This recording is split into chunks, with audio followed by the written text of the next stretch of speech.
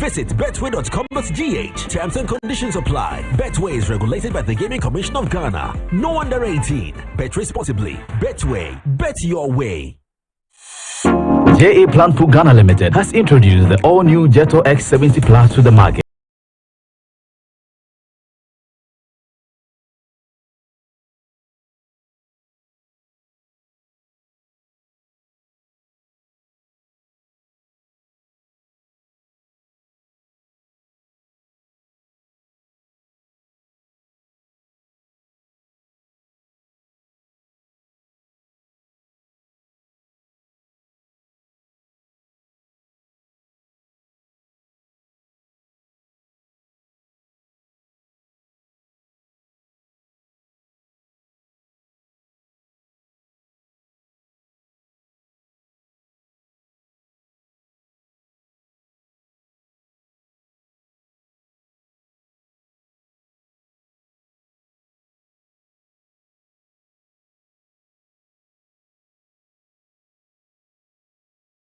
Yamawakwaba the bad Nadum Auto Fix and Accessories. Ahadie e bano KSC ni ehwa kadia. Ubenya bibie ha.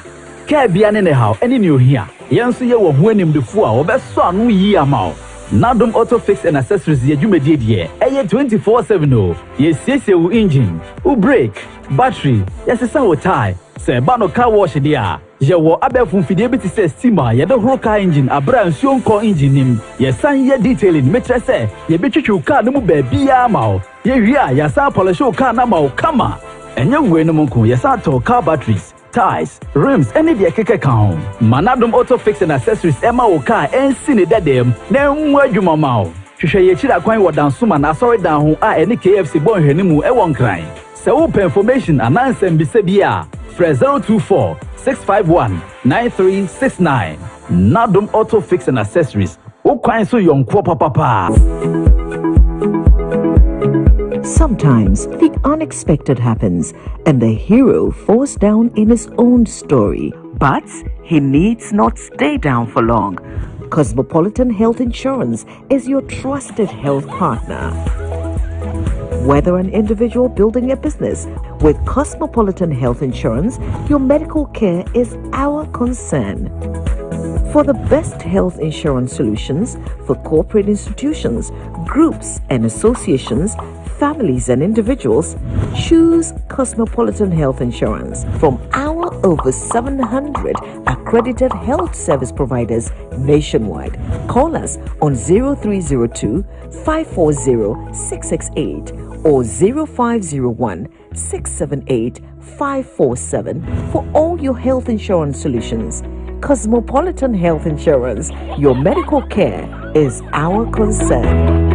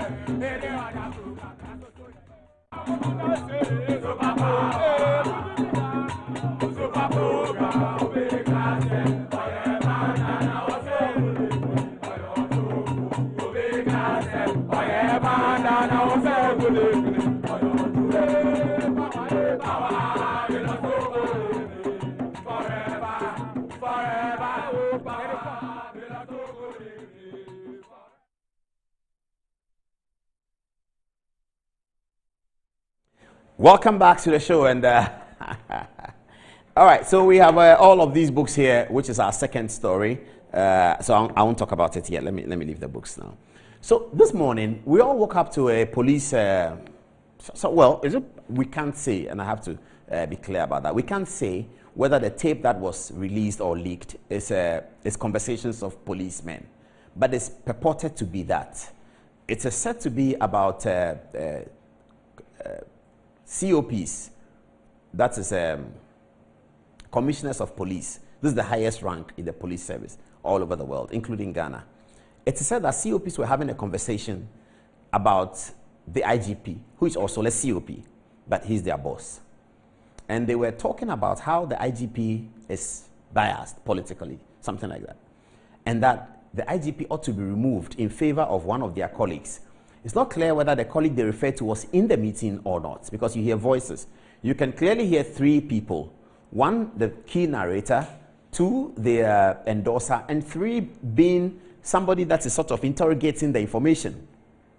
And that person purportedly is not a policeman, but is a politician with, most likely, the MPP. So these policemen are alleging to him, the MPP man, that the IGP is an NDC guy, therefore IGP needs to be removed.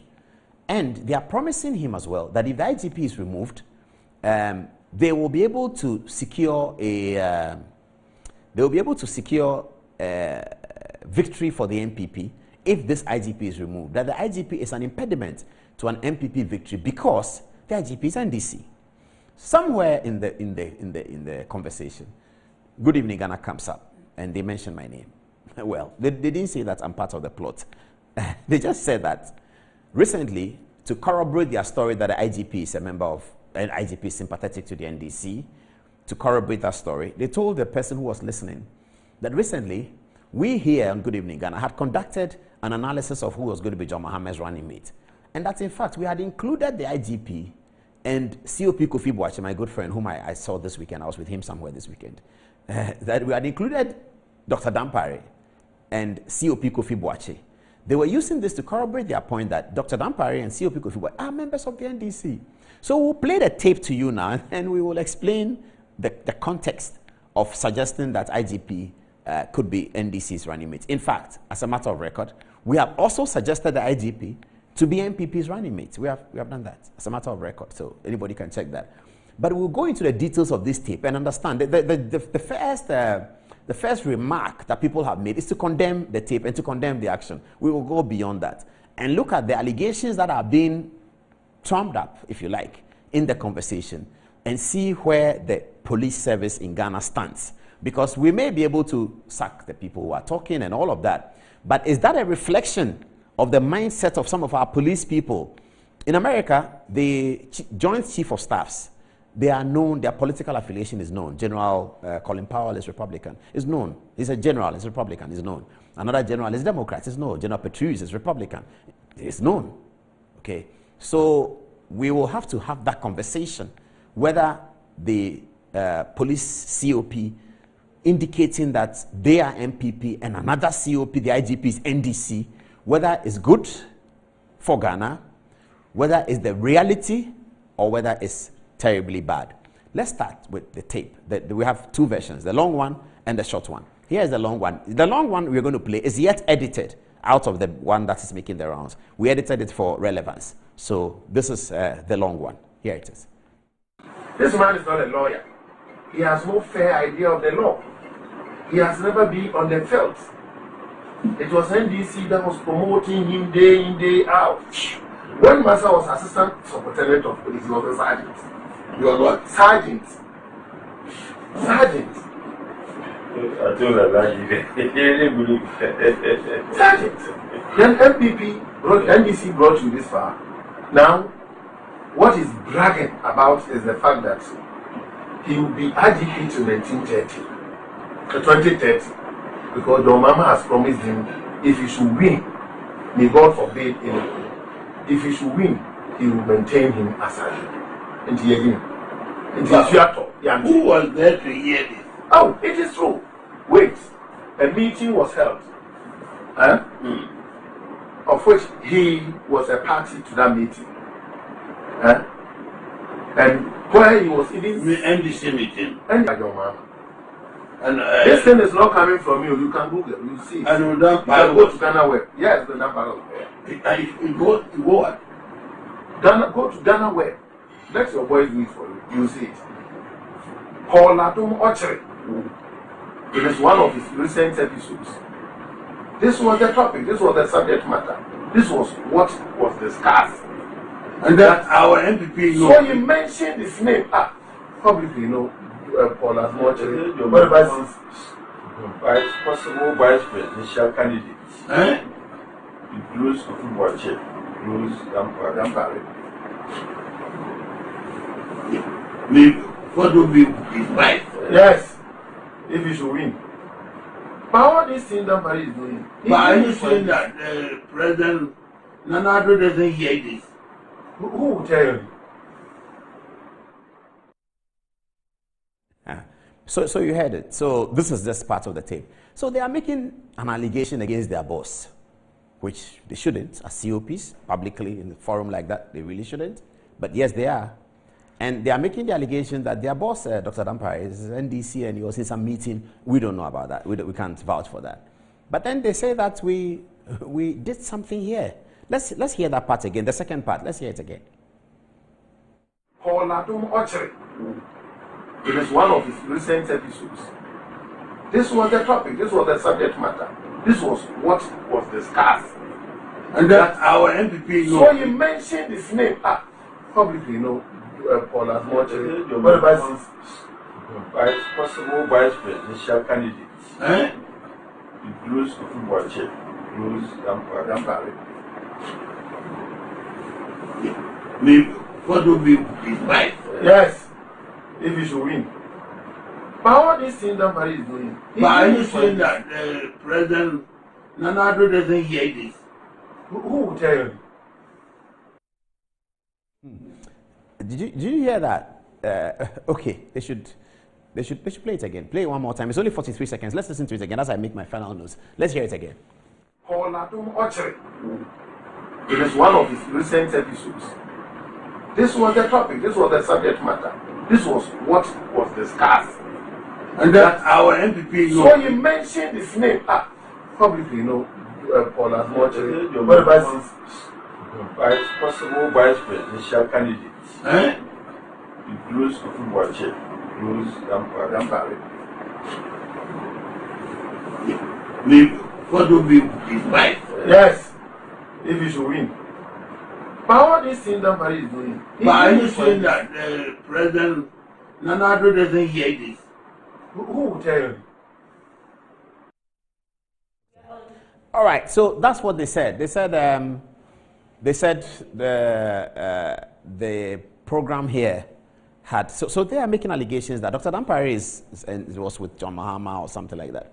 It's entirely possible that they are trying to impress the MPP person. It's entirely possible that they have their own personal ambitions of ascending the throne of the IGP. So they are telling MPP guy that the IGP is NDC. If the guy sitting in front of them were NDC, they probably would have said the IGP is MPP.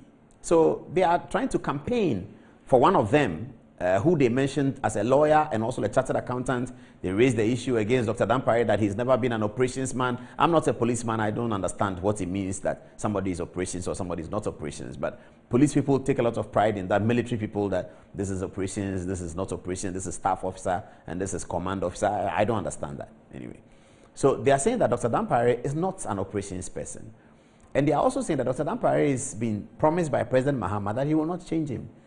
But, I mean, I'm not sure that the new government will change an IGP when the IGP's time is not due. I think Ghana has gone beyond that. But anyway, they make those allegations that Dr. Dampare feels confident because John Mahama said he won't change him. Then we are interested in relating to the part of Good Evening Ghana. So they say, in corroborating their point that Dr. Dampare is an NDC man, that we here on Good Evening Ghana had done some analysis, which is true, we did. And we're still doing it about running mates. And we're going to be continuing the running mates until running mates are selected. I mean, people don't like that we do that, but we will do it. That's what we do. We are political commentators, aren't we? So they said, our work here shows that Dr. Dampare is NDC. That's the clarification we need to make. We did not set out to do our work to demonstrate or to show that Dr. Dampare is NDC. We do not know whether Dr. Dampare is NDC. As I said before, as a matter of public record, we considered or we threw in the ticket of Dampare as running mate to Professor Mills, and also Dampare as running mate to the MPP candidate if it is Dr. Bawumia. If, and it's always a big if it is Dr. Bawumia, then Dampare's ticket has been talked about by some people, and that is true. People in both NDC and MPP have thought about the Dampare ticket, not as a partisan ticket, but as a ticket which brings in an outsider of sorts. And tonight we'll be talking about running mates, and you see that there's been deep conversations in the history of Ghana about how running mates are selected. All of these books talk about it, and we'll get there when we get to the Sam Jonas story. So there's a running mate conversation, and people are thinking that if you are Dr. Bawumia, pick Dampare from outside the party, from an outsider. If you are John Mahama, pick Dampare from outside the party. Kofi Boakye was also discussed here on our show, potentially as a running mate to President Mahama, also potentially as a running mate to the MPP ticket, because Kofi Boakye is Ashanti. And if Dr. Bawumia becomes a candidate, he's looking for an Ashanti candidate, as we have been told. And so Kofi Boakye fits the bill, and he's outside the party. Oh, thank you. I was looking for Dr. Dampare's photograph. He's here now. So that's Dr. Dampare. Good evening, sir. How are you? I think today has been a very awkward day, hasn't it? But God is with you, isn't he? Okay. Yeah, so that's the point I wanted to make. That we here did our story, not to say somebody's NDC or somebody's MPP. We did our story because we are picking the feelers, and the feelers were that both NDC and MPP were thinking about Dr. Dampare, and they are still thinking about Dr. Dampare. I guess I don't know what this story is going to, how this story is going to change anything, but our story that Dr. Dampare is being considered for NDC and MPP running mate does not indicate, should not indicate to anyone that we are suggesting that Dr. Dampare is NDC. No, otherwise, are we suggesting that Dr. Dampare is half NDC and half MPP? Because we had alleged both ways. The important thing, though, is that the matters being alleged on the tape should be interrogated. This is a very serious matter. They are alleged that their boss is having secret meetings with opposition leaders. Is it true? Could it be true? I don't know. But that has to be investigated. I mean, I agree with my friend James Agaga, who spoke on Joy FM earlier, who said that the Interior Minister's comments that it's okay, it's not good enough. Some state institution, the Attorney General's office or somebody, some state institution, the committee put together, cabinet committee put together by the president, including Interior Minister, Attorney General, Defense Minister, and people like that should interrogate the tape. I heard Adam Bona, my good friend, say earlier today on Joy FM, that the technology has been applied and they now know whose voices that is. Those people must come and corroborate it, because these days AI can also do that. They can pick my voice and say that John Mahama will win the election, and then they will say Paul Adumachi says John Mahama will win the election. They pick my voice and I say Dr. Bawumia will win the election. And they say, oh, look at him. Today he says this, tomorrow he says that. I wouldn't have said anything. AI can do that because my voice is available. Your voice may be available too, and they can use that. So it is important that this is interrogated, ventilated properly, and the allegations therein must also be investigated. Those on the tape are confessing to being supporters of the MPP. It appears so. In fact, if you look at the longer tape, they talk about how somebody could be an MPP parliamentary candidate, etc., etc. So they are confessing to be MPP and alleging that Dr. Dampare and some of their colleagues are NDC. This has to be thoroughly investigated. I think that's all we'll say about this for now. We don't have much to say. We are moving on to our big stories, but we will just take our second break so that we get the breaks out of the way. Then when we hit the stories, we are on the highway. We take our second break now. This is Good Evening Ghana is live. It's 8 minutes to the top of the hour, 10 o'clock. Now is the time to start the firing on all cylinders. So welcome aboard again, but this is our commercial break. When we come back, we do the Sam Jonas story. We have Martin Amidu. We have a story, historical stories on Betty Mould Idrisu talking about when she was Attorney General, things that she said. We will look at that one as well. And then we'll take you on the campaign trail. Alan Kyerematen has been campaigning, and Dr. Bawumia has been campaigning. We have videos from both camps we'll share with you after the break.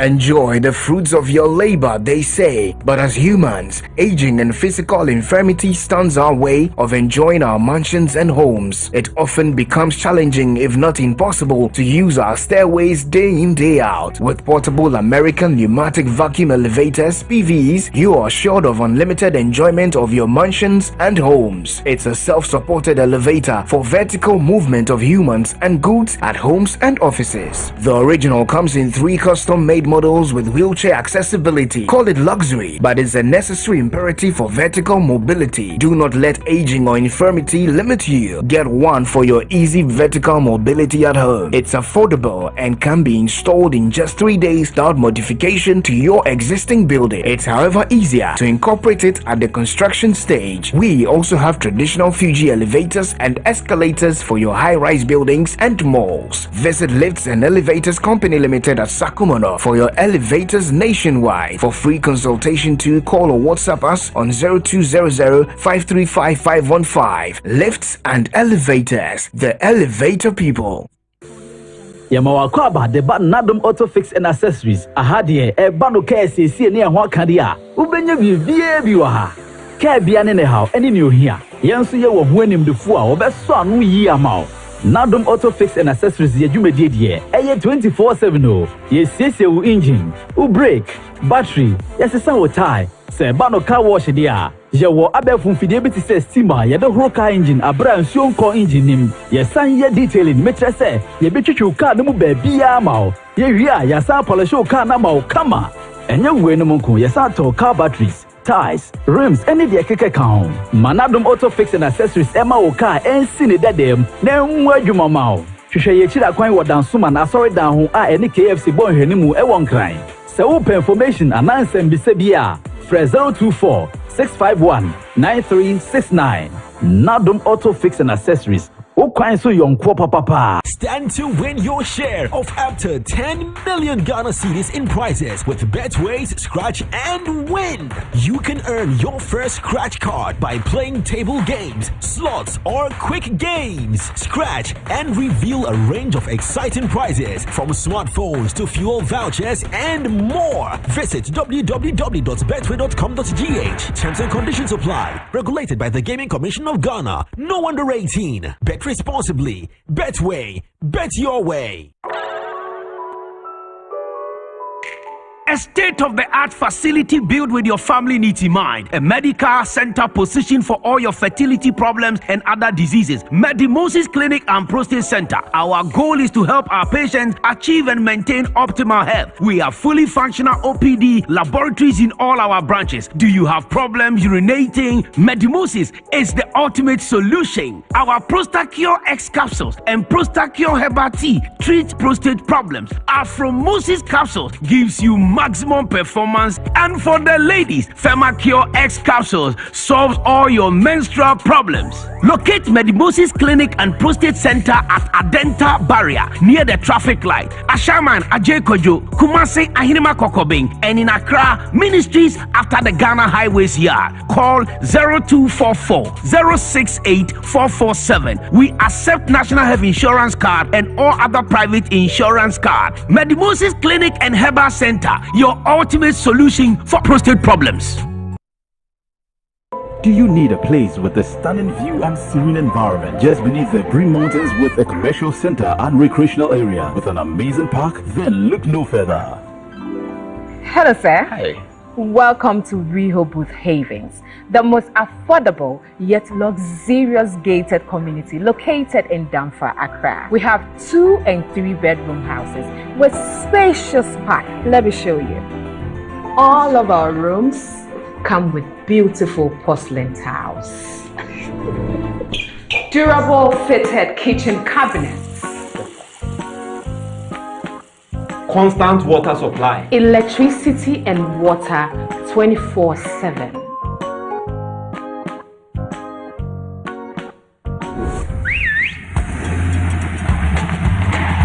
I'm buying this house. Stop processing my papers. Eh?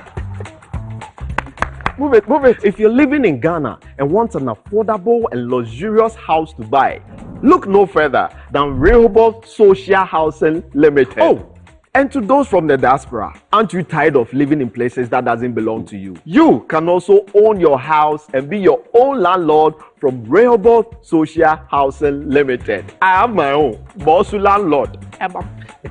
Contact us now. Rehoboth Social Housing. Your housing dream becomes reality.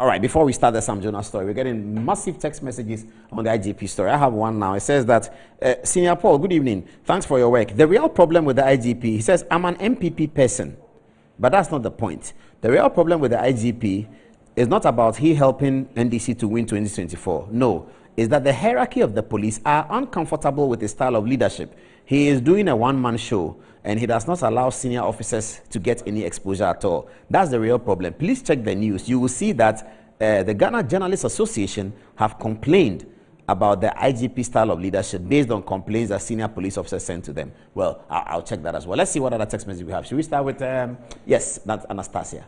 All right, thank you, Paul. So starting with Kojo Ahinakwa Jr., he says, best television show program. Good evening, Paul, and your wonderful team. Some of us wish Good Evening Ghana can be broadcast for more than 2 days. God bless you all.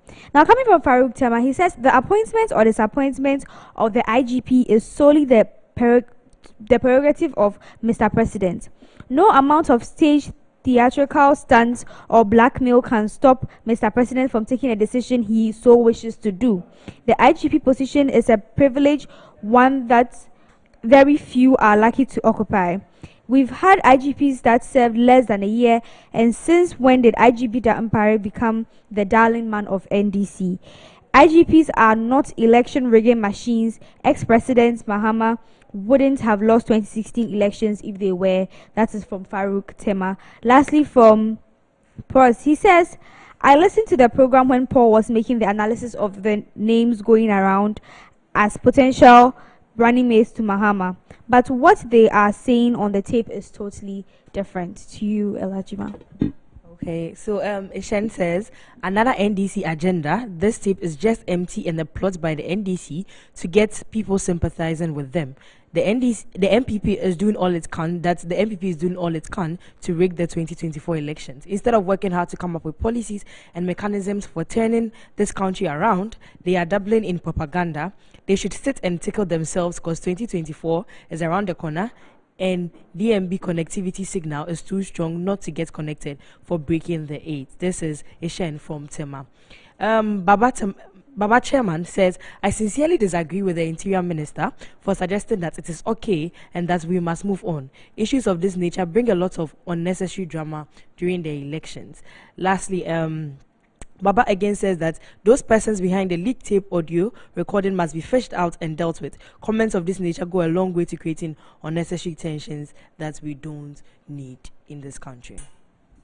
So Dash Stinkon says, these people sound like they were sitting at a beer bar because they sound very drunk. Emmanuel Owusu says, it's a propaganda from some people. I don't think it's from the police service. So who actually recorded this? Dixon Frimpong says, why is it that most Ghanaians who are deputy will do anything for their boss's position? Lastly, Billy Hansen says, Paul, I remember you mentioned random names that could be Mohammed's running mate. I think that day you just mentioned random names, including Dampare, and said maybe it could be him or anyone that you don't know. It was just in passing, nothing serious. And then lastly, Baba Chairman watching us from Tamale. Paul, this is no news at all because he is an NDC person. I think he means the IGP. He's been with Atta Mills as his bodyguard for a long time. I heard this from some police officers in the barracks who know him more. Over to you, Angelo. Thank you, Ned. Pilma says, I've heard a journalist from other media outlets saying that the purported leak conversation was between a certain Al-Haj, who is a former NPP Northern Regional Chairman. So for him it is, and he mentions a name, which I don't feel at liberty to mention. According to the journalist, I found that statement to be misleading because that person is not an Al-Haji since he hasn't embarked on the holy journey to Mecca to perform Hajj. I believe it was deliberately created, and the Al-Hajj was also deliberately chosen to rope in the name of the Vice President once again, as it has become the only strategy of the opposition against NPP. Moving on. That's interesting. Okay. He says that he knows the person they were talking to on the tape. Yes, he mentions. And the person they're talking to on the tape is not an Alhaji. Yes, according to the. But he's a Northern Regional Chairman, yes. Former or current. Former Northern Regional Chairman of the NPP. Yes, but not an Alhaji. He's not an Alhaji. And that the name, the reference to Alhaji, is so that they will associate him with Dr. Bawumia. In a sense. So it's like. But the reference to Alhaji is on the tape. It's one of the actors calling him Alhaji. Yeah, so he's refuting the fact that it's an Alhaji because this person purportedly has not been to Mecca. So the person who was calling him Alhaji is part of the plot to make the thing look like it's for Dr. Bawumia. In a sense. It's complicated. Okay, well, read on. Yeah, so Kojo Opoku watching us from New York. Hello, Kojo. He says, since the identities of the people on the tape are not known, although they are suspected to be colleagues to OPs, it could well be the work of the opposition. Back to you, Paul. Okay, so I have some text messages too. This is generating quite a bit. Maybe we have to come back to the story sometime. It says, this is from Hassan Ayariga, the politician. Hassan Ayariga says, good evening, Mr. Paul. I strongly disagree with you on the issue of investigating the political stance of the policemen or even Dampare's political status. Don't forget, the Constitution allow our security forces to be members of political parties. Why should they be investigators? What is wrong with an NDC or any party member being an IGP? I agree with you, Hassan Ayariga, because you are talking like the American talk, and I kind of agree with you that really, is that the point? They have to be professional and they have to do their work. And the basis on which they do their work, the basis on which they are evaluated, are matters of public laws, Police Act, 1992 Constitution, National Security Act, all of those things guide them. That is why after Ayawaso when a committee was able to pronounce that the police did something right or they did something wrong, because there's a benchmark. That is the law. So that's not complicated. It's 6 minutes past there at 10 o'clock, and I think we'll bring down the curtain on the IGP stories here. We will take it up again. Now, we get to the Sam Jonah story. So this is interesting. This is our big story for tonight, isn't it? Here's Sam Jonah KBE, and he's KBE because he's Knight of the British Empire. Some people call him Sir Sam Jonah. Here he is. Now, Sir Sam Jonah is a very important person. He's a very, very important person in this country. He's an important person in Africa. He's an important person globally. He's one that many young people, all of us, aspire to be. Maybe you don't want to be everything that he is, but there are important things about his life that we all aspire to. His corporate prominence, that's very important. So it is not surprising that he comes into the political mix every now and then. And by his own account, he's been in the political mix since 1992, and we're going to talk about it. So stories broke out. We were not the first to put the story out. Asase Radio did, and etc. Stories broke out that he was being strongly considered for President Mahamad's running mate. So we also carried the story. We did the story that Sam Jonah is being considered for the running mate. And then Sam Jonah denies it. Let's have the first page of the article. I need to start with that. So Sam Jonah then denies it, that he's not interested in campaigning, or he's not being considered to be President Mahamad's running mate. Okay, but in the denial, there's a lot more here. So let's get the story right now. Let's start right now. All right, I'm not running mate. Sam Jonah clears speculations. This is from Pulse.com. Former Ashanti Goldfields Company Limited boss says Sam Jonah, it's Sam Jonah KBE, but it says Sam Jonah, says Samuel Esson Jonah, has cleared speculation that he is in the running to become former President John Mahama's running mate for 2024 elections. Now, this is more of the story. It says, anyone who knows me well will attest to the fact that I have no interest whatsoever in going into the murky world of politics, unquote. Now, this is wrong, actually, I have to say, for pause, this is wrong. He said on Metro TV's Good Evening Ghana, no, it's a big no. He didn't speak on Metro TV's Good Evening Ghana. We have never interviewed Sam Jonah before here on Metro TV's Good Evening Ghana. We spoke about the story, so I'm not sure how it got confused in, but before this story, or by the time I saw this story, the Venerable Sam Jonah has sent me a personal text on my phone, and the content of the text sort of reflected the words in the story. So instead of referring to the text he sent to me, I will share the story rather, because the contents are by and large the same. Now, I'm not sure that he must have told the press that Good Evening Ghana had done the story, and I'm guessing in that communication there was a mix-up, and that is why the story says he said on Good Evening Ghana. He didn't say anything on Good Evening Ghana. We have not interviewed him. But let's go on. He said on Metro TV's Good Evening Ghana, full stop. That's false, actually, but it's fine. He disclosed how he turned down offers to be vice president under former President Jerry John Rawlings in the 1990s. Now, here is the quotation from Sam Jonah. It says, quote, if I were interested, I would have been vice president in 1992 and in 1996 when I was offered the position on a silver platter. Viewers, Google or check the meaning of the expression silver platter, because tonight we're going to explore that as well. It was offered to Sam Jonah on a silver platter, he explained. Okay. The business mogul, in a statement, said he has no interest in running for office as a second to the first gentleman of the country come 2024 general elections, describing it as worthless speculation. Okay, I think that's where his story ends. So Sam Jonah says he's not running, and the whole speculation being done by the media, including Good Evening Ghana, was worthless. All right, so we understand that. This quickly led us to the stories. So here now we have found all the details. What we did, because we are already in the process of researching Ghana's history and trying to put it in a book, we went to 1992 and we looked at all the people who have written books about 1992 elections to pick up whether we are going to get a corroborating story with the office of vice president that was made to Sam Jonah in 92 and 96. We tried to be fair, so this is what we did. This is Professor George Bennett's book. It's entitled My Time, My Nation. We refer to it because George Bennett was offered the position in 1996. That story is corroborated by other writers, and so we'll refer to it. We'll show you the reference. This is a book written by Ato Dazi and Kwame Nahoy. It was written for Justice D.F. Annan. They talk about it, so we will show you what it says. This is a book written by The Political History of Ghana, 1950 to 2013, written by Dr. Obed Asamoah. He talks about 1992 and 1996 and the running mate issue. So we'll check whether there are corroborations or whether there are denials. So we'll refer to it. There's another book, Our Motherland and My Life. It's by Kojo Yanka. He talks broadly about the events that occurred. He doesn't actually say 1992, 1996 running mate, but we'll refer to it as well. And then we have, is there one book missing? Where's the Sam Jonah book? Can you check it? We have also Kwame Nahoy. Kwame Nahoy's book is here. Where's the Sam Jonah book? He didn't bring it. We have Kwame Nahoy's book is also here, and we will be referring to it as well. Okay, and then we have Sam Jonah's book. Sam Jonah's autobiography, they'll bring it. I'll show it to you in a minute. If you can show me Sam Jonah's autobiography, just the back cover over here, it will be very useful. Very quickly, they'll get the back cover, but they are bringing me the hard copy, and then I'll deal with it.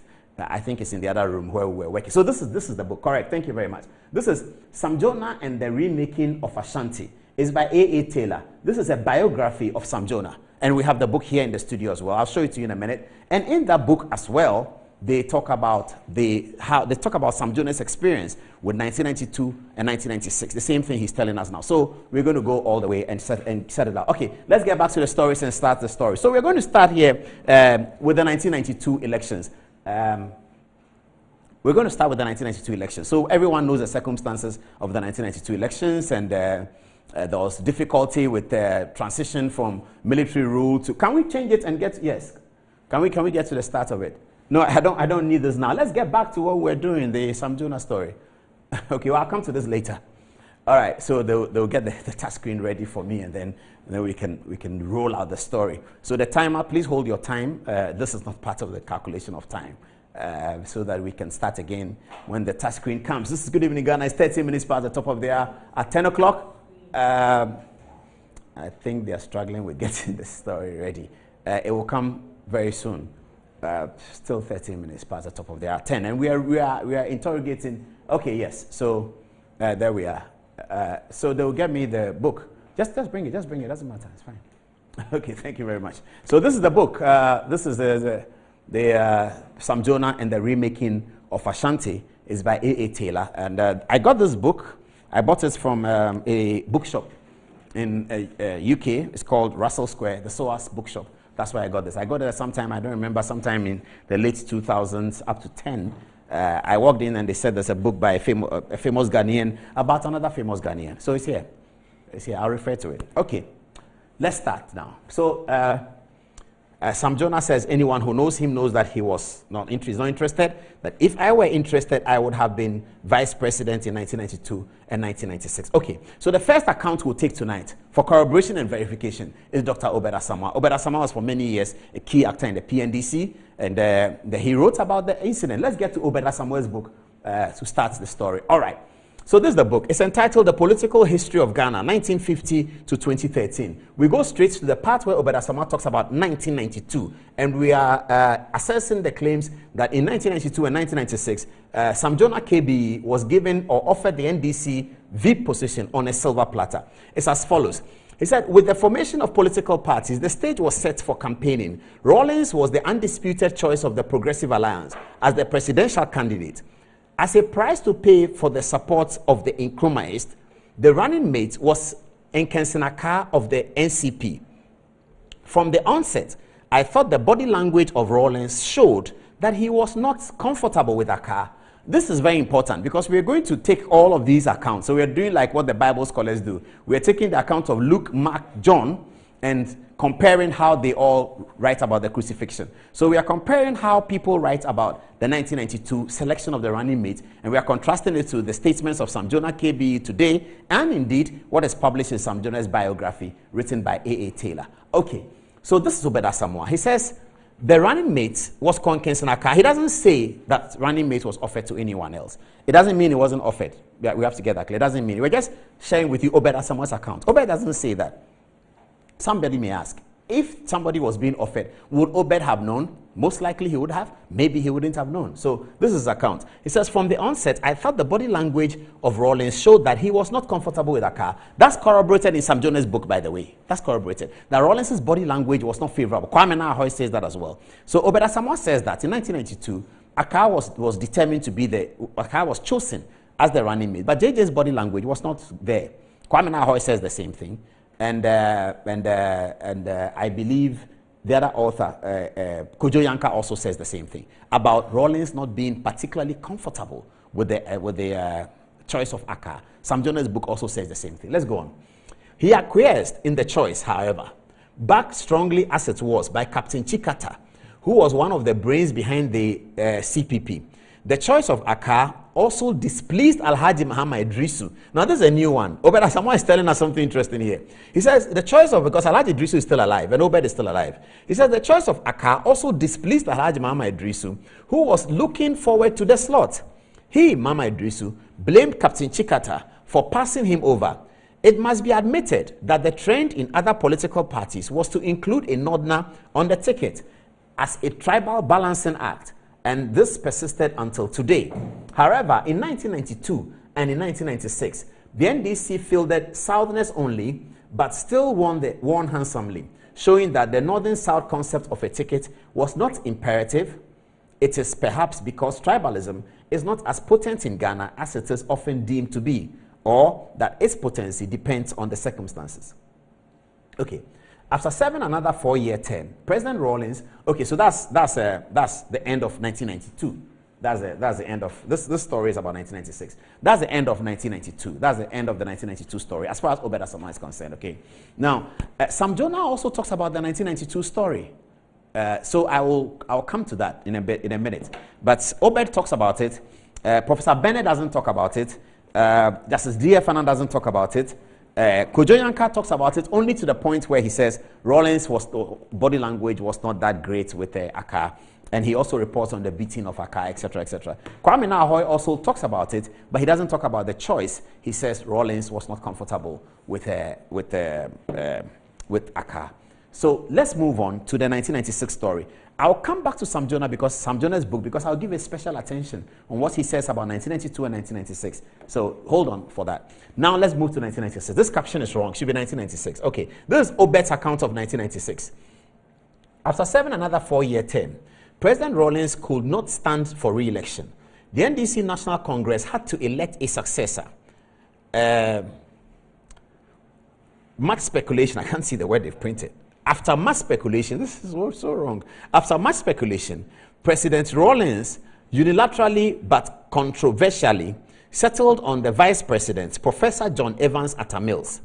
He had been made his running mate in 1996 as a consequence of the departure of Kenson Akah. Okay. So this is the 1996 election. This was after a desperate search. He's talking about how Mills became. This was after a desperate search for an intellectual of Akan origin to partner him for the 1996 elections. In our belief that an intellectual will make the ticket more attractive to the electorate, our primary target was Professor George Bene of the University of Ghana, whose father had been a minister under the President Nkrumah. He, Professor Bene, had also served as commissioner under the Achampong regime. With such a background and impeccable integrity, he was ideal, but he turned us down. Approaches were also made to several other persons who also turned us down. So here, Obed creates a room from which we can agree that maybe Sam Jonah is one of those that Obed says. Approaches were also made to several other persons who also turned us down. So Sam Jonah could be one of those, isn't it? But let's move on. The time for filing nomination for the presidential candidates was so close, and we still had no success. Then, Mr. Kwame Nkrumah suggested Professor Atta Mills to me to fit the bill, and I actively worked for this endorsement, even though I had heard that he, Professor Mills, worked against us in 1992, labeling the leaders of the NDC as having blood on their hands and canvassing people to oppose us. But we were so desperate, I had no qualm supporting his candidature.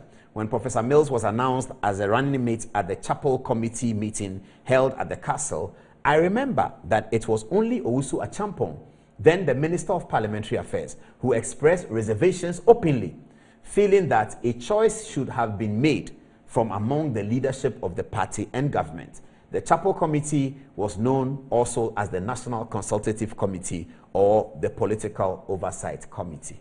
Fantastic. That's Obed Asamoah's account of 1992 and 1996.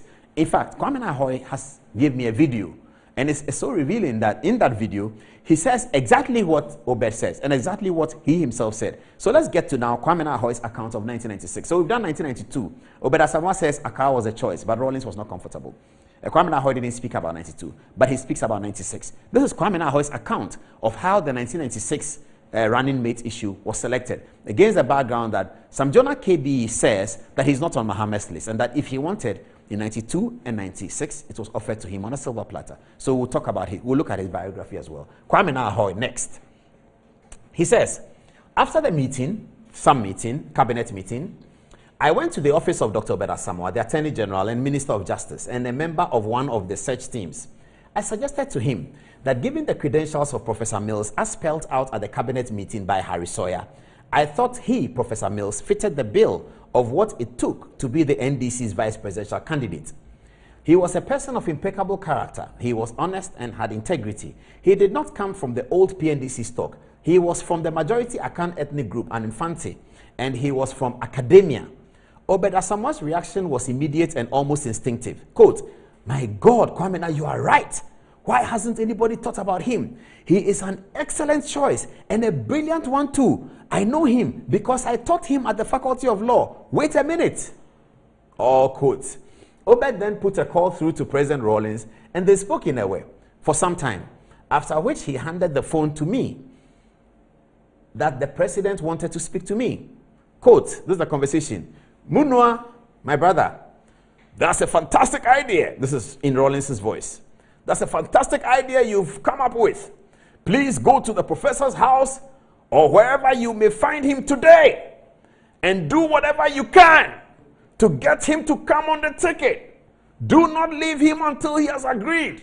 Unquote. In the voice of J.J. Rawlings. Let's move on. That evening, Kwame Nas continues. My wife, Comfort, and I visited Professor Mills and his wife, Nadu, at their Legon residence. Professor Mills was not at home. At this stage in his life, I knew that Professor Mills loved his club beer, and we were informed that he had gone to the Legon Hall Senior Common Room to indulge in his favorite pastime. We decided to wait for him on his return around 10 p.m. He looked and sounded a bit inebriated. I can't see the word. Inebriated. But as soon as he saw my wife and I, he sobered up and wondered at our presence, possibly because the two of us had never visited he and his wife at home together. We excused our wives, and in the absence, I broached the subject to Professor Mills. I was not very successful. Our long discussion, which lasted till dawn, ended with Professor Mills reluctantly agreeing to sleep over the matter. During the discussion, Professor Mills, through his constant reference to my senior brother Ato Ahoy, had given a clear indication to me that in matters of contemporary politics and especially in matters of NDC, he, Professor Mills, deferred to the opinion of my senior brother. So from Professor Mills' residence at Legon, I convinced my wife to let us visit my brother Ato. The time was about 3 a.m. We drove the short distance from Legon to Ato's residence, Adenta, and woke him up at that unholy hour. I briefed him about my initiative, Jerry's assignment, my apparently unsuccessful meeting with Professor Mills earlier in the evening, and requested for his intervention with Professor Mills for the sake of the NDC and the country. He promised that he could. At midday of the same day, Ato and Professor Mills came to my office at the Ministry of Local Government and Rural Development. On opening the door, Professor Mills, beaming with smiles, said, quote, Kwame Na, I have news for you. I know on hearing it, you would like to have a bottle of our favorite club beer, but let us pray first.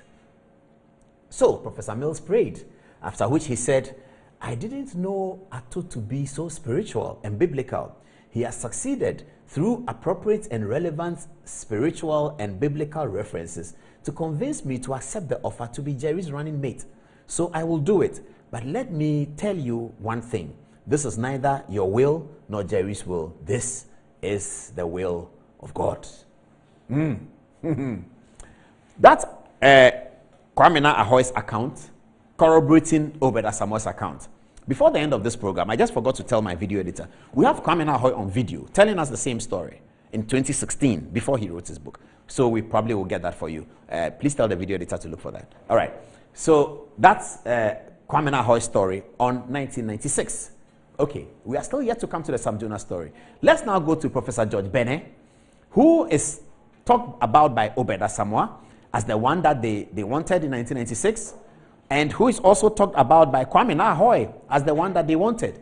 He himself, Professor Bene, thankfully put out his own account of how in 1996 they looked for him. We are still coming to look at Sam Jonas' autobiography, in which he discusses the matter. Sam Jonas' autobiography.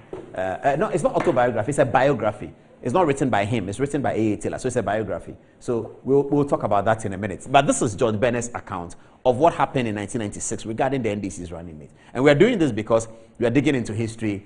Sam Jonah KBE says in 1992 and 1996, it was offered to him on a silver platter. We'll interrogate that. So this is George Bene speaking.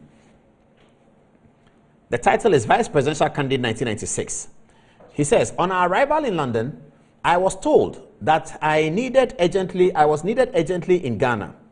President Rawlings had put in a call asking my whereabouts and wanted to know when I will return to Accra. The next morning, a call came through from President Rawlings. He wanted to know when I was coming back because I was needed in Ghana. I told him I will be back in just a couple of days. He told me that the party was considering me to be his running mate for the next elections. I tried to tell him I was only interested in my academic work. But he said that the NDC was going to Congress and he wanted to talk to me first. He gave the telephone to my classmate, Kojo Chikata, to convince me, but I insisted I would like to stay in academia because I was more interested in research than politics. When my wife and I arrived in Accra, we were invited by President Rawlings to the castle the next day. When we arrived at the castle, we were asked to wait at the reception, and after some time, I was invited by President Rawlings to his office. After a long discussion, he explained that he had consulted widely with his party and the security services, and all were excited about his proposal to make me his running mate. I insisted that I wanted to remain in academia and assured him that I would offer advice to his government in areas in which he had competence, in areas in which I had competence. Okay. Furthermore, I had not been well in a long time and was being treated by Dr. Podonu at the Kolebu Teaching Hospital, and who had advised me to go slow in my activities and avoid anything that would put pressure on me and possibly lead to a stroke. My wife was then invited to join us in the discussion. She corroborated the story. Later on, I got to know he, J.J. Rawlings, had contacted Dr. Kodonu, who confirmed my story. Subsequently, the late Professor Atta Mills was invited to be the running mate of President Rawlings and later became the President of Ghana. This is George Bennett's account. Now we get to the real meat. I'll take a short break. Let's go back to the Vandals and let them cheer us on whilst we get ready to tell you what is in Sam Jonas' autobiography, 1992-1996. Vandals charging for us. Let's hear the Vandals.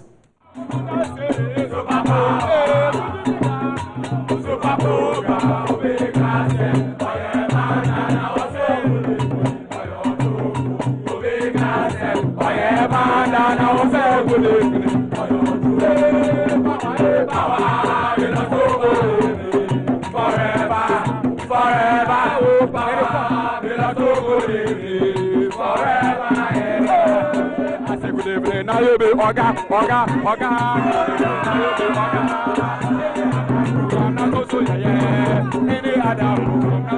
Oh, good evening.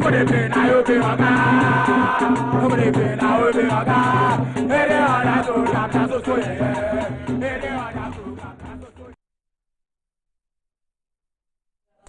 All right, so now we get to the story by this is the Sam Jonah biography, and he tells the story of. So he says today in 2023 that in 1992 and 1996 the opportunity was offered to him on a silver platter. But we're going to get to this is a biography written for Sam Jonah and published, I believe. Hold on, let me just check the date of publication. It was published in 2006. It has an ISBN of those who are interested. It has an ISBN. Please write it down and check. ISBN of 9988-550-83-9. And it is first published in Ghana in 2006 by Sub-Saharan Publishers, P.O. Box 358 Legon, Accra, in a co-publishing arrangement with Pan Macmillan, South Africa, first floor at the Pavilion, Wanderers Office Park, 52 Colette Drive, Ilovo, Johannesburg. And it is a 2006 publication. I believe I bought it from the SOAS Library in 2008. Okay. So this is the book. Now let's get into it. So the first story is about 1992. It's quite detailed. It's as follows. A private press. Now the story begins by describing the state of the media in Ghana at the time. It says a private press industry had begun in Ghana since the removal of the media censorship. New tabloids such as the Ghanaian Chronicle and the Free Press devoted about equal space to reporting sex scandals as they did to lampooning the PNDC, now NDC. They included Jonah in this, assuming that his close friendship was with Rawlings and not with Nana Konadu. Since the announcement of general elections following the April referendum, the tabloids had temporarily shelved their salacious stories to focus on political rumor, for which the public had a similar appetite. The papers were hot with gossip over Rawlings' running mate. In the strange way that journalists sometimes wittingly or otherwise camouflage specks of critical truth with exaggeration or conjecture, the tabloids continue to speculate on the identity of the vice presidential candidate, despite the official announcement in the broadsheet that it would go to a Fanti Kawaka. Now, this is very important, so I need to make this intervention. So, just so that we get the story right. So, that it's a lady who wrote a book, nice Ghanaian lady, very intelligent Ghanaian lady. So, the lady writes and says that all of these speculations were going on. The broadsheets, being the graphic, had already published that Akar was a big deal. But let's move on. I'll show you something. It says, Akar was a CPP man. Knowing the strength of the Nkrumah ticket, particularly in the rural areas, Kojo Chikata had brokered a pact with the CPP to allow its man to run as the NDC vice president to ensure an NDC victory. The pact imposed Akar on Rawlings, who failed to endorse him speedily and unequivocally. This is very important because the fact that Rawlings' body language to Akar was almost negative is in Sam Jonah's book, as we've just read. It's corroborated by Kwame Ahoy. It's corroborated by Obed Asamoah. It says the same thing. And it's corroborated by Kojo Yanka as well. All of them say that Rawlings appeared at the beginning not to like Akar. And Sam Jonah's story is the same. So we move on. So Akar was the choice, but Rawlings was not sure. All right.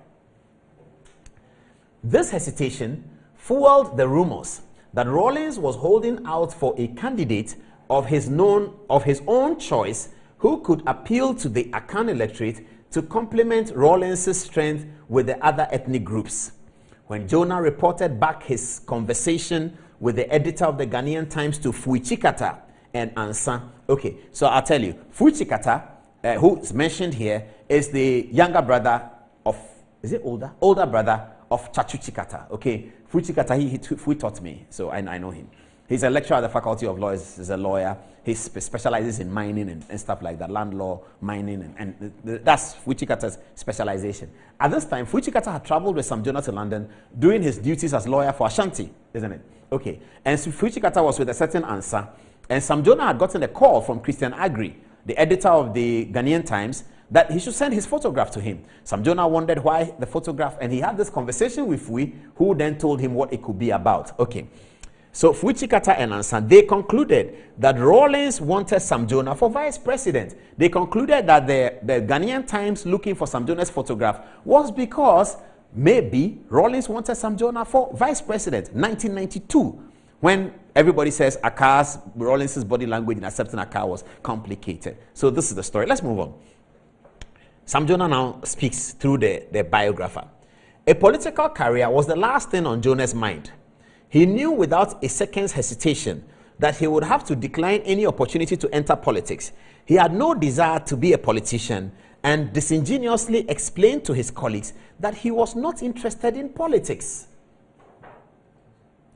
But a man in his position, who was MD of the country's largest private firm, by terms of employees and foreign exchange generation, who knew the effect politics had on the economics and his firm's fortunes, not to mention his close relationship with the First Lady, and she says First Lady in the brackets, she would call him into her bedroom when she was having asthma issues. Okay.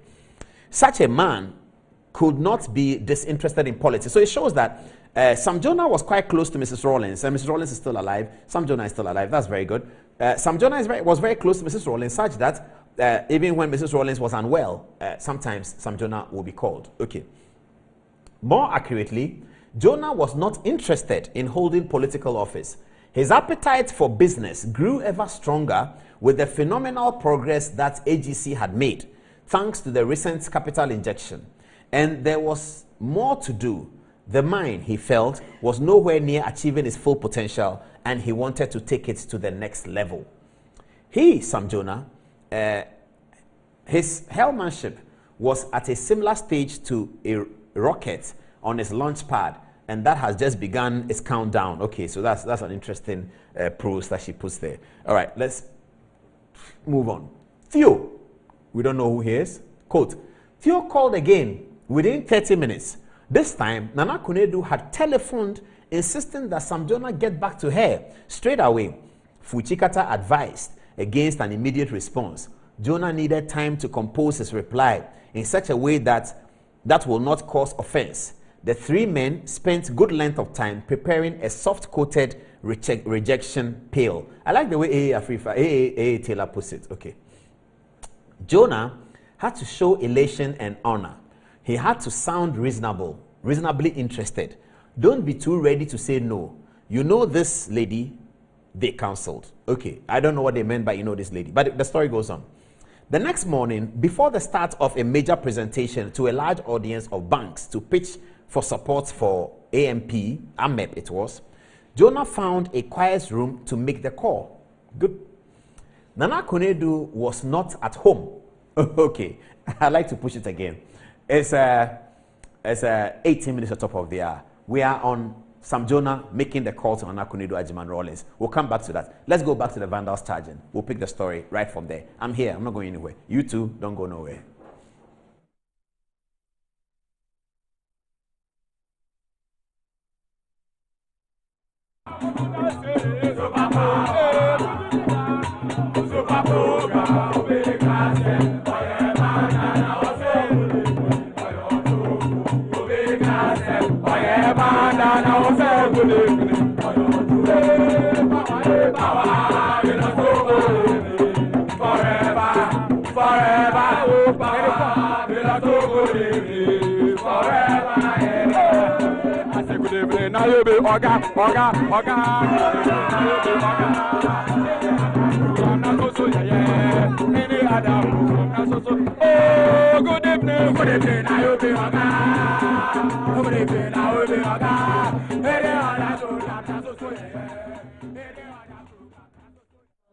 All right, welcome back to the show. Thank you very much for your time.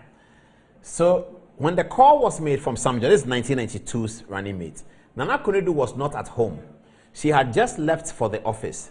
He called there, the office. Quote, Nana Konadu's voice, Kwesi, where are you? She asked hastily, why didn't you return my call? Quote, Jonah explained that he had gone for dinner and received her message far too late to ring back. You are going to be very happy indeed. My man wants you to be his running mate, and he has asked me to ask you. She had barely finished her sentence when Sam Jonah replied, I can't do it. I am not interested in politics. No sooner had he blurted this than he remembered the scripts composed the previous evening. He started again. Ajoa, my good sister, in addressing her by her day name, he attempted to redeem the situation. Nana Konadu interrupted him. Kwesi, I'm very disappointed. An invitation to the second highest position in the land, and you treat it as so casually. You don't even reflect on it. It's a question that Mrs. Rawlings is asking Sam Jonah. Okay. Jonah sensed that he was in trouble. As Fui had predicted, I only put it to you straight because you are my sister. But when you speak to the chief, I know as my sister, you will put it to him differently. Unquote. She expressed her disappointment as Mrs. Rawlings again, and the conversation ended. Okay, let's move on. A lot more here. As he always did on his travels, Jonah brought gifts for the First Lady and her children. On his return to Accra, he went to Nana Konadu's office to explain himself as originally rehearsed and to deliver the presents. The two were so close that no matter who was in her office, Jonah would be ushered in straight away. On this occasion, however, he was left sitting in the waiting room. In walked Elvis Ayer, formerly Rawlings' special assistant, but at the time editor of The Graphic, a government-owned paper with the largest circulation in the country. Ayer hugged Jonah warmly. My brother, he said, when the history of this country comes to be written, I hope somebody will record that you walked away from the number 2 spot. Perfect. Elvis Ayer is still alive. He's editor of The Graphic. He was editor of The Graphic. He explained how his newsroom had buzzed with excitement over the story. Jonah was the perfect vice presidential candidate. He would attract the dominant Akan tribes as well as the more conservative business and intelligentsia constituencies, Rawlings' most severe critics.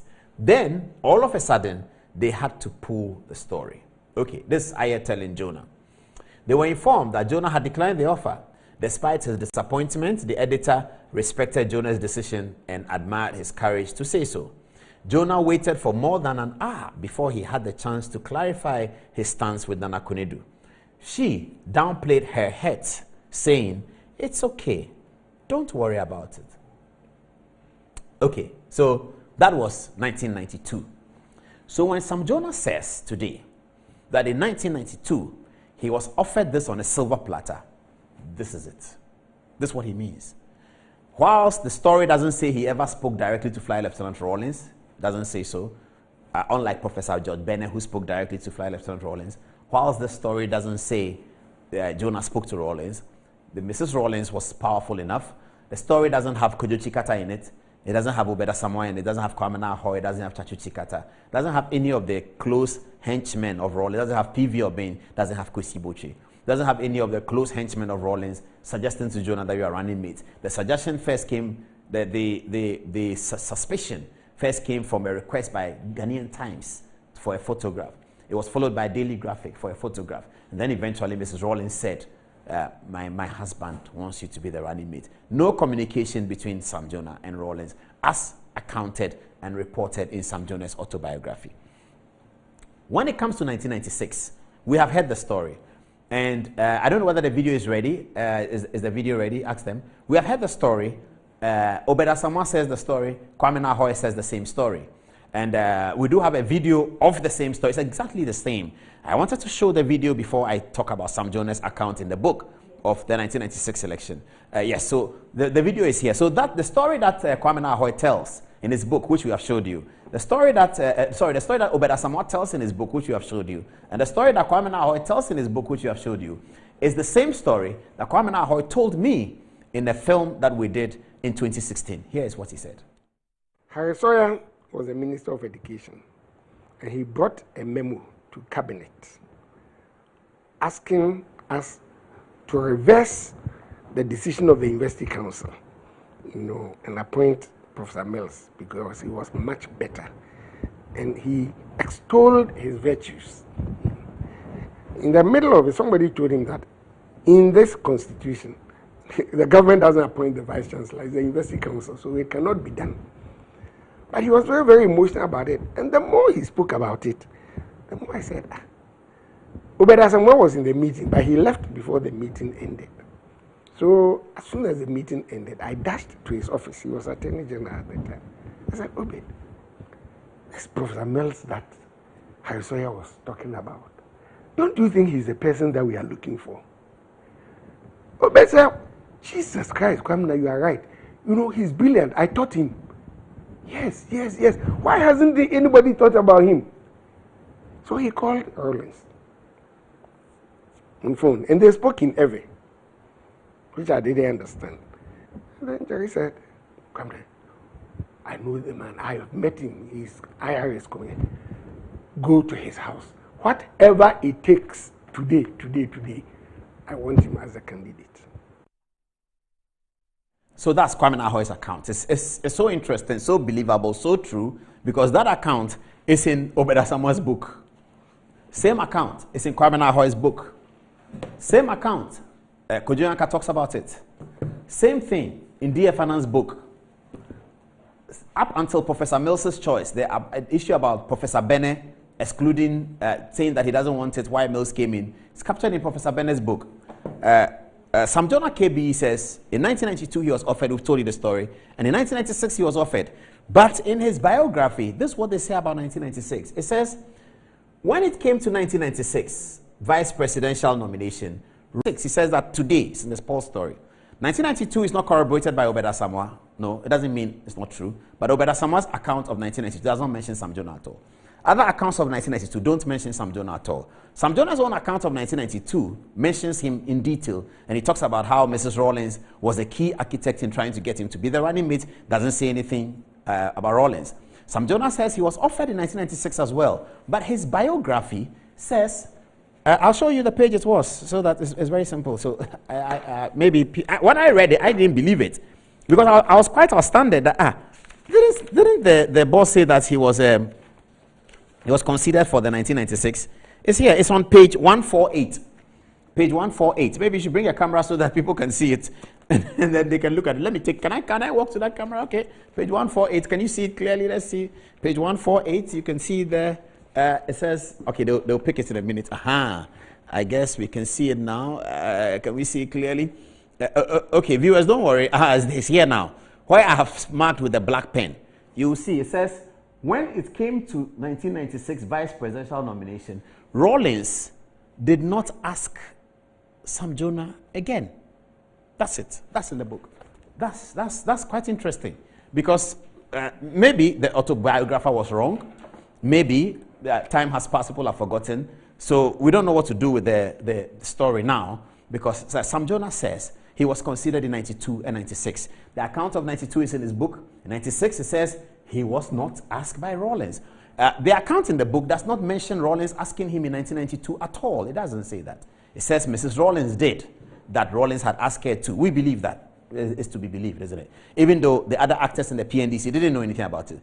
I'm not sure how one was going to be running mate when Kojo Chikata, Obera Samoa, PV Obe, Kwesi Boche, the Chapel Committee, as is widely referred to in Obe's book, is referred to in Kwame Nahoy's book, referred to in D.F. Anand's book, referred to in Kojo Yanke's book. They are called the Chapel Committee. It was chaired by Rawlings. They made a determination of these things. In 1992, they didn't know anything about Sam Jonah being on the ticket. Well, Sam Jonah tells us today that he was considered and offered on a silver platter. The account is clear. Mrs. Rawlings did. But in 1996, he says silver platter.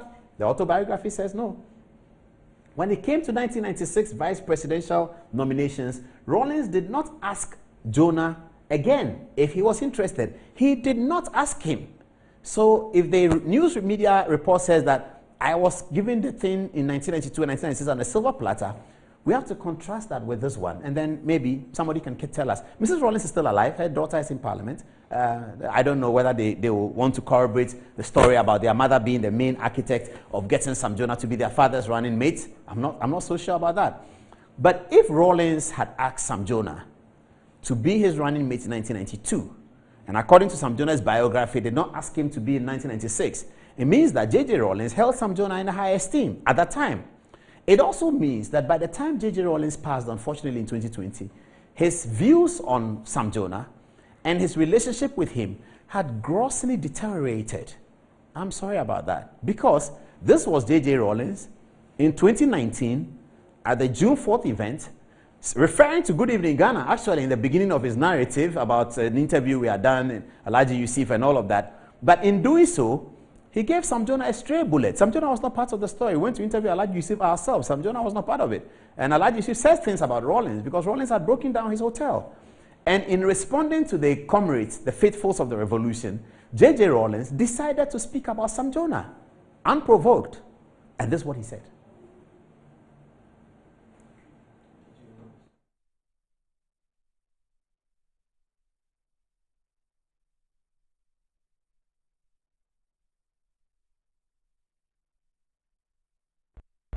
And to think that I'm accused of ordering the demolition because I had a bone to pick with his Sam Jonah. Oh, Sam Jonah, by the way, is not unknown to have a treacherous and greedier appetite than your little hotel. I'm not sure the misuse of my name will win you any sympathy. Your financial claims and that granted by the court was overblown. But that's how your kind mix business with politics. That was J.J. Rawlings speaking about Sam Jonah in very uncomplimentary ways that we cannot repeat. That's not our view of Sam Jonah. That's J.J. Rawlings' view of Sam Jonah. So we are done. This is what we found. It aided our research. It will find expression in any document we put together, whether it's books or something coming up. It will find expression in it. But the story that we have to leave you with, which is unsettled, is was Sam Jonah offered the NDC flag bearership on a silver platter in 1992 and in 1996. In 1996, his own biography says he wasn't. But his testimony today says he was. But his biography by A.A. Taylor says that he wasn't. It came to 1996, he was not contacted.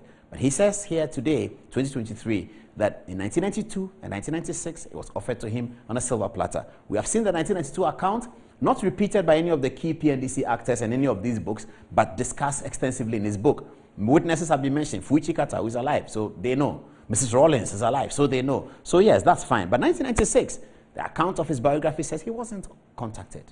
But he says that he was offered both on a silver platter. Okay, so the story is so that we can interrogate and ventilate the issues. We are done with the story. It's few minutes to 11 now. The text messages are buzzing. But let me make a point on the text messages. Sam Jonah is a very important person. He's somebody that we all must aspire to. On this program, we do not entertain we below Sam Jonah's level, bring Sam Jonah to our level, which many people do. It might be hip to be insulting people on television and social media and get more followers and get more views because some young people are misguided like that. We don't do that. Whether it will give us 1 million followers, we are not here to bring down people. We are not here to undermine people of quality. We are here to ventilate issues using the books, using the accounts, and using the history. So if you're going to send a text message about this, and we encourage you to, and you're going to mention Sam Jonah in any derogatory term, we will mention your name and shame you. We won't read your text message. Let's learn to develop that. This media thing of people insulting people who are bigger than them, older than them, must stop. Sam Jonah is a very important person. This is the account he gave. This is the research we have provided. We can interrogate it without being disrespectful to him. And we don't want our viewers to be disrespectful to him. We don't want our social media followers to be disrespectful to him. He's a very important person. He's AGC, a chief executive, and all of us must aspire.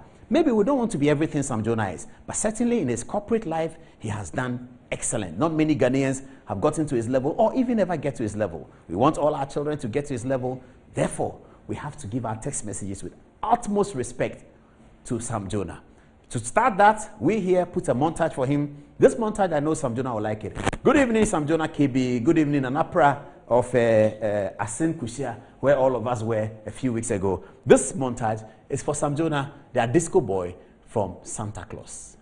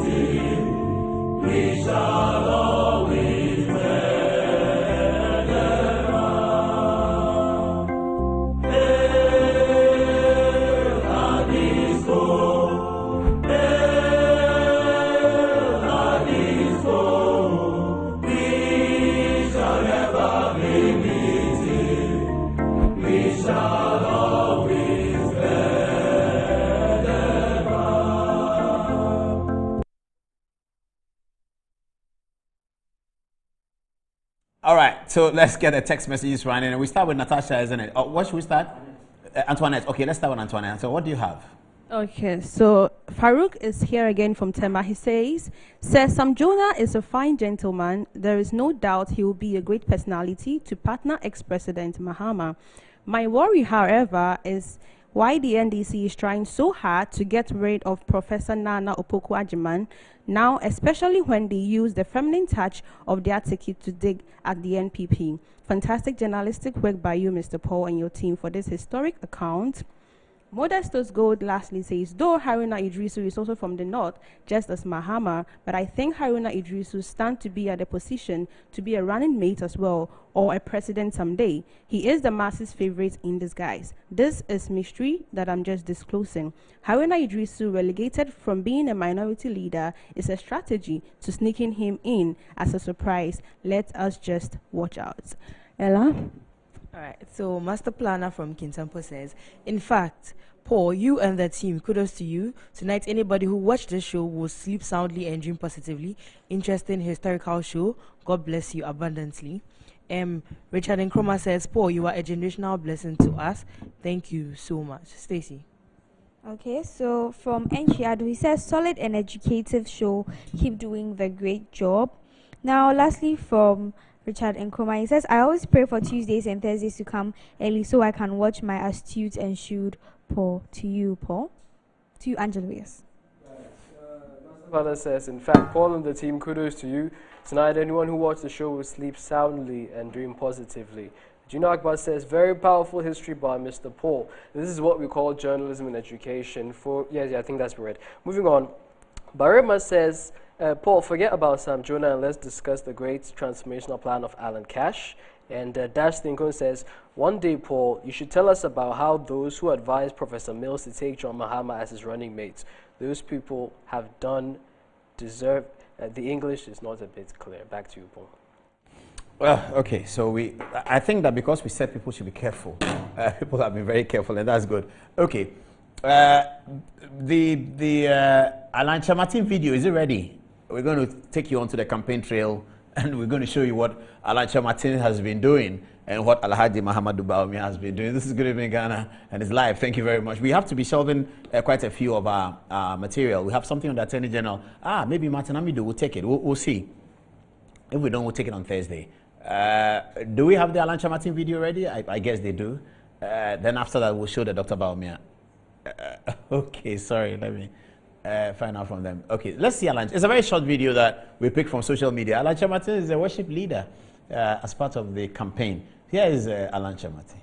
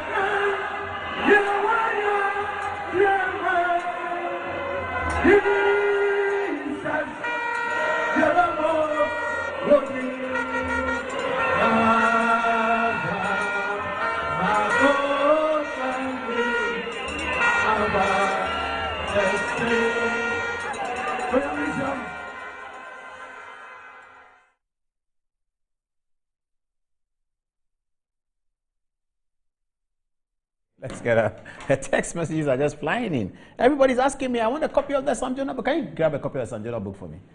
Everybody's, oh, Sam Jonah book, Chief. What are you doing? Hey!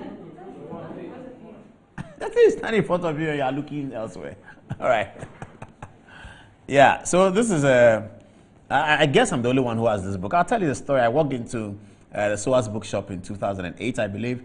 The guy there knows I like African books. He says, he thought I was Nigerian. He said, you're Nigerian. There's a book written by a Ghanaian and about a big Ghanaian. I said, who is this? I said, oh, this is Sam Ghanaian, this is Sam Jonah. And I bought it. You see how it looks, how wretched it looks. I've read, there's a lot of information in this book from Obuasi to Adisada everywhere. It's a beautiful book written so well by A.A. Taylor. A.A. Taylor's father has political significance in Ghana, but I'm not going to mention her name or her father's name tonight because that's not the point. But this is the book. If you want it, I don't know where you get it from. If you come, you give me how much? 10,000 cedis. I'll give you one. And if you want 2, it's 30,000. You want 3, it's 78,000. Okay. But learn to buy books, young people. Learn to buy books. It might be useful one day. When I was buying this book, I never knew today would come.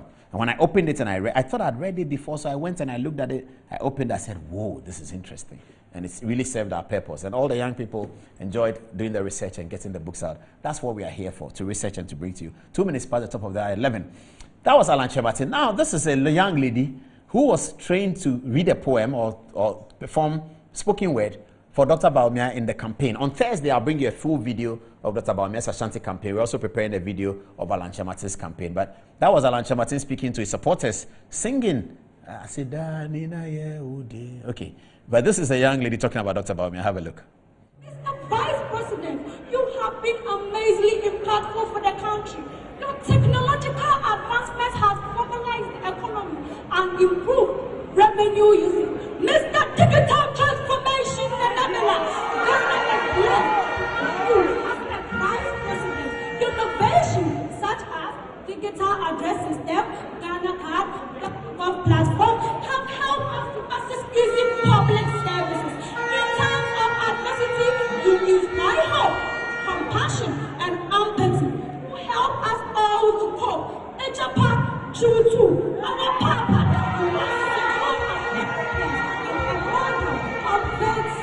you serve as a bridge between Christianity and Islamic religion. Mr.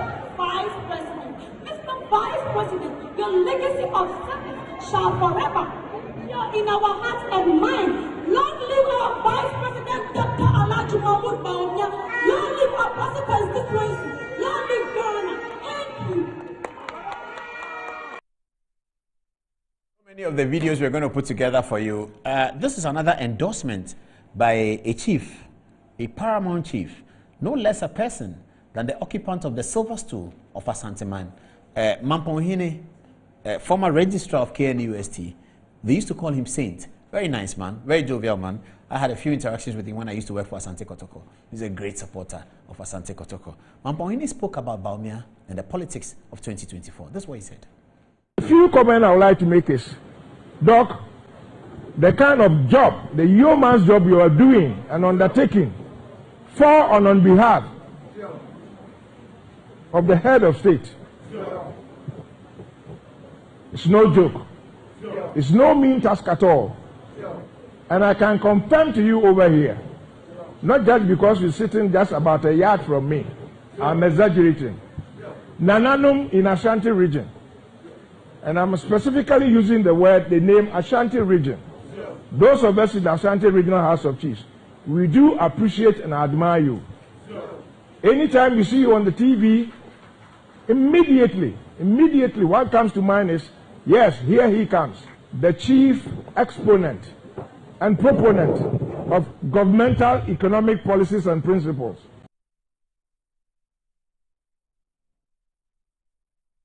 So that was on the Dr. Bawumia side.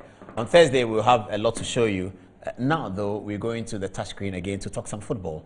Ibrahim Zebila is there with a story from the Ghana Football Association's Congress and the potential for a competition to determine who becomes the GFA president. We know now that Keto Kreku, the incumbent GFA president, says that he will be contesting the elections. His key opponent will be George Afriyie. But we heard that Palmer is also asking that he will not contest anymore. Who benefits from Palmer not contesting, Ibrahim? Who benefits from Palmer not contesting? George Afriyie. George Afriyie benefits? Yes, does it mean the opposition forces are uniting against Kets? That's how it looks like, because Palmer and Kets don't see eye to eye, and we saw it in the last World Cup squad that was released without Joseph Pencil, who is a player of Palmer.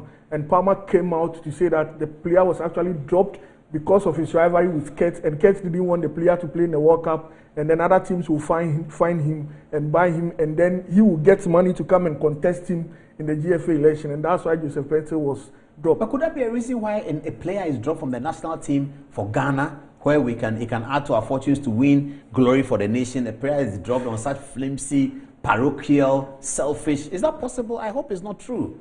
That was what Palmer said. We don't really know, but there's been a lot of allegations about interference in this Kets administration, about interference in player selection in the Black Stars. There has been a lot of allegations, and even C.K. Akono has said it in an interview that there were a lot of interference when he was there as the coach. And so there has been rumors about a lot of interference in that regard, but we don't know whether that was actually the reason why Joseph Pencil was dropped, because officially Otuado told us that Joseph Pencil, although he was scoring goals in his club, he said football is not all about goals. That's what Otuado said. The reason why football is not all about goals. It's not all about goals. Why football he selected his players. Only about goals. That was the excuse that Otuado gave for not picking Joseph Pencil. He too was quite disappointing, Otuado. Yes. So anyway, why is Ash Gold here? During the weekend, there was GFA extraordinary, not weekend actually, or was it? Yeah, Friday and Saturday. Friday and Saturday. The GFA had their ordinary congress, which is mandatory before the start of every season. And one of the major decisions that was taken was the confirmation of the suspension of Ash Gold. So Ash Gold had been suspended by the ESCO before, and then Congress will have to confirm that suspension by the ESCO.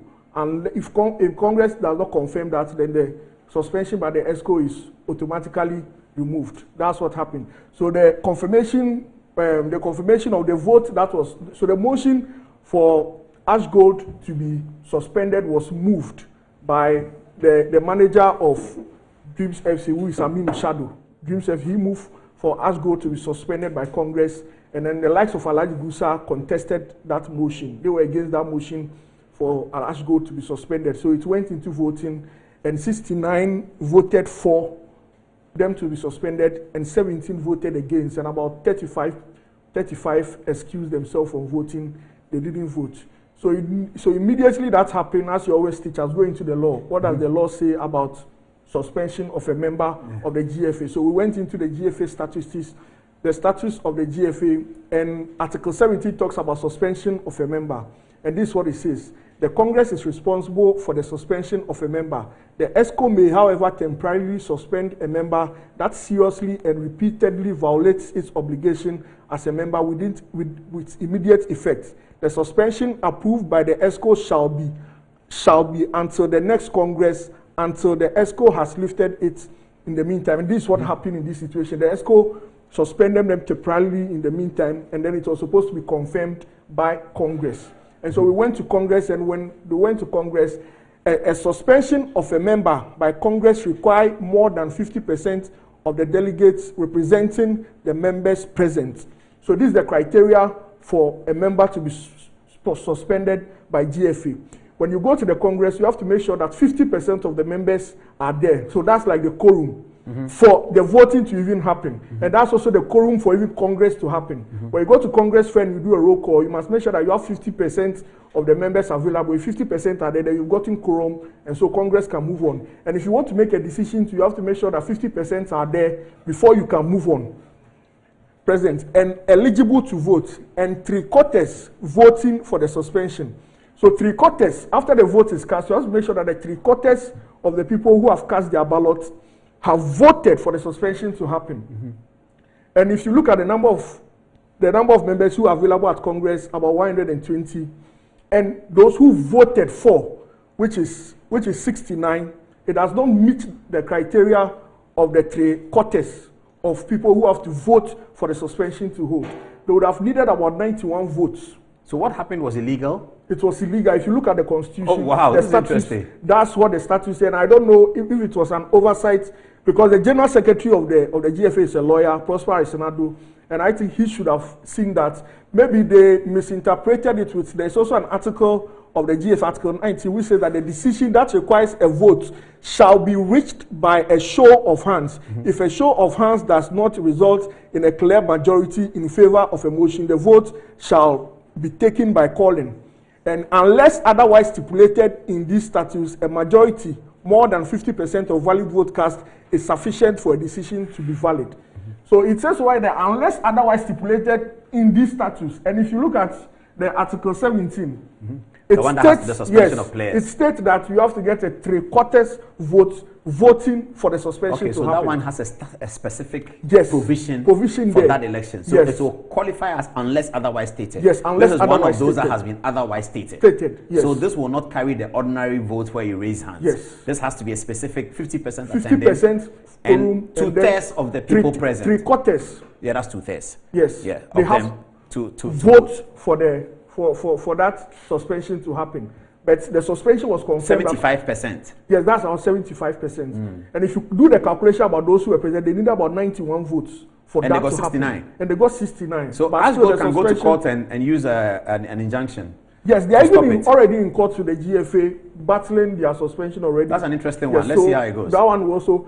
And you also know that Congrats, this is good work. If it comes out that way, we owe you. Yes. Yeah, and the Ghana Football Association, they've confirmed the filing fees for the presidential election. They've confirmed it to be 50,000. The Congress confirmed that this was a proposal that was taken to Congress, and Congress confirmed that 50,000 Ghana cedis should be the filing fees for the presidential election, 15,000 for executive council. RFA chairman will pay 10,000, and RFA slot for executive council 5,000. So these figures so have president been confirmed. is 50,000. From 5,000. From 5,000. That was in 2019. And then executive council 15. 15,000 from 2,500. I see. So right now, what about the allegations against Kurt Okraku that's yes, so there has been a petition that has been filed at FIFA. Let's hold that. We'll do that. We'll do that on Thursday. We have 2 minutes to go, so let's hold that. We'll take the story from Ibrahim. Let's do that on Thursday. The FIFA story. And this is what Kurt said. Yes, I saw it. Yes, he threw a shot at those people. He said he's threatened that he has some documents and all that. Okay. Yes. So, do you have any text messages for us? Any of you do? We can take one each. No, it doesn't matter. Yes, but it doesn't have to be on this one. Okay, Ibrahim, thank you. So let's have the text messages and then we'll be wrapping up. So let's see what you got. Let's get one each. Okay, so Ebenezer Anand has a message for Paul. He says, Paul, I was expecting that you would show the presidential campaign launch of Kwabena Agyapong today. Please do give him some leverage. He is the best among them, in my view. And lastly, Carl Akoli says, Paul, the point about being offered the vice presidency is not wrong. In my opinion, it was only the use of the conjunction and instead of the preposition to connect 1992 and 1996 that is causing the misreading of Sir Sam Jonas' account. In my opinion, he didn't mean to say he was offered the position on 2 occasions, but rather for the period running from 1992 to 1996. The use of the word "and" is what is causing the confusion. Ella. All right. So, Ruben Tete says a congress was held just yesterday, and our presentation was over the weekend. So I think that is on the presentation we just made. Like Paul rightfully said, next week we'll just go ahead on that particular issue. And then Fazal says that we all tend to undermine Dr. Bawumia's vision for Ghana. Anytime I see the work done on digitalization, I say to myself, he just needs an opportunity to change Ghana. Stacey. So from Edigenfi Prince, he says, wow, Apostle Paul, you are a blessed man. In fact, you are highly respected by very discerning minds across this country and beyond.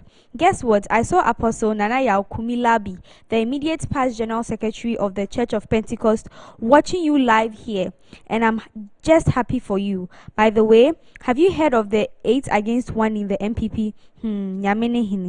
Lastly, from Kabu Dennis Okanse, he says, this is a solid presentation. Well done to you, Paul, and your team. Lastly, to you, Angelo. Thank you. Richard Nkrumah says, I always pray for Tuesdays and Thursdays to come early so I can watch my astute and shrewd Paul. And Kwesi Barcelona says, Tuesday and Thursday evening without Good Evening Ghana is like eating fufu without soup. Commendable. You've really shaped the media landscape. Basically, he's praising the show. We thank you very much, Kwesi, for watching consistently. Back to you, Paul. All right, thank you all for and we have to thank you, viewers, for making it happen for us. It's now nearly at 11:16. We'll be wrapping up. Many stories we couldn't do. Thursday is going to be another blockbuster. We have the Bawumia stories. We're going to deal the 8 to 1. It's reported that all the presidential aspirants are thinking about uniting against Dr. Bawumia. We will deal with that story. I just saw something on City Online, which we'll deal with on Thursday. It says, Kwame Pianim says that any of the 10 flag bearer aspirants will perform better as president than anyone from the NDC. That's Kwame Pianim speaking. That's a big story. And on Thursday, we'll deal with it. It's always a pleasure to come to you. Let's meet again on Thursday. It's been a long day. Good night.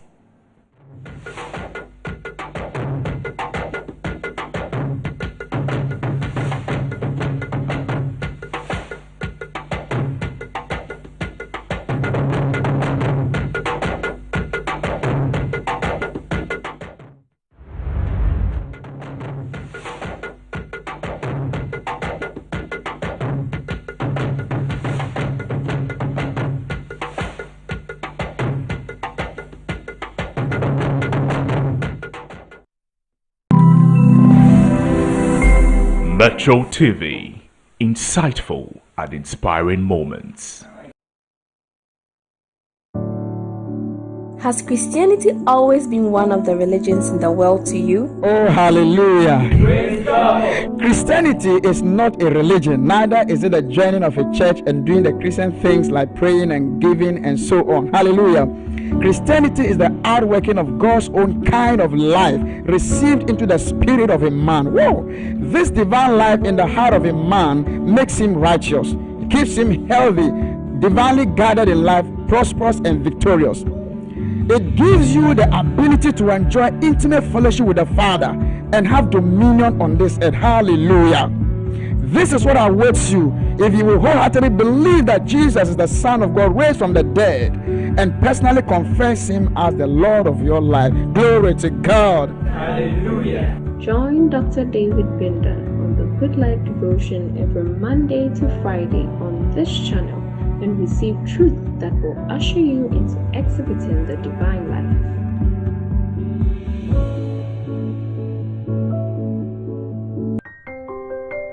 Kindly note that you can enjoy the Good Life Devotion on these other platforms at their stated times. Do choose the most convenient one for you or switch to another in case of a broadcast challenge with your usual platform. By all means, don't miss the Good Life Devotion any day. Now, welcome to today's episode with Dr. David Binden. Wow, praise the Lord. Hallelujah. Hallelujah. It's with great joy that I welcome you to today's special episode of our favorite Good Life Devotion. I'm sure if you have been following for some time now, you know that it is the truth of God's word, and you know that it is really because God is interested in your life. The name The Good Life Devotion tells it for itself. Our aim is to bring you into that best kind of life that the Almighty Father who brought you on this earth made you for. What many people are living in today is not the original kind of life. Something went wrong. And except you expose yourself to the truth of God's word, you will never know that something is wrong. And so we are really interested in your enjoyment of life. We are investing every